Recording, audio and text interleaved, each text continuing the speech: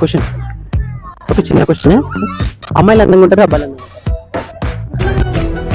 ఇద్దరు అందంగా ఉంటారు. ఉంటారు? ప్రాబ్లం లేదు, అమ్మాయిలు అందంగా ఉంటారు, అబ్బాయిలు అందంగా ఇద్దరు ఉంటారు. ఉంటారు. లేదు, ఒక్కరే చెప్పాలన్నమాట. అమ్మాయిలే. అమ్మాయిలు అందంగా ఎలా?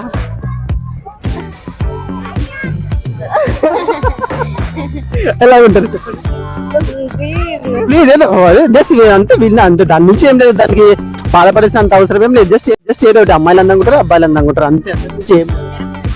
అయితే ఇద్దరు ఉంటారు, బట్ అబ్బాయిల మీద అమ్మాయిలు అయితేనే ఇంకా అందంగా ఉంటారు.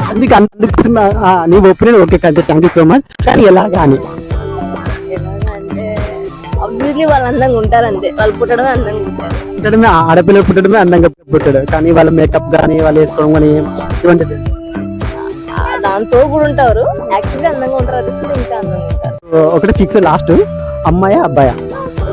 అమ్మాయి ఫిక్స్. సాటిస్ఫాక్షన్ ఒప్పుకోదు కదా అమ్మాయిలకి, మేము అందంగా లేము అంటే ఏ అమ్మాయి ఓకే ఎందుకు ఓకే అమ్మాయి అందంగా. ఇది చాలా క్వశ్చన్ అనమాట, చాలా అమ్మాయిలు ఇలాగే చెప్తున్నారు. మేమే అందంగా ఉన్నాము, మీరే చెప్తారా? Okay thank you madam. Okay madam. Thank you. Madam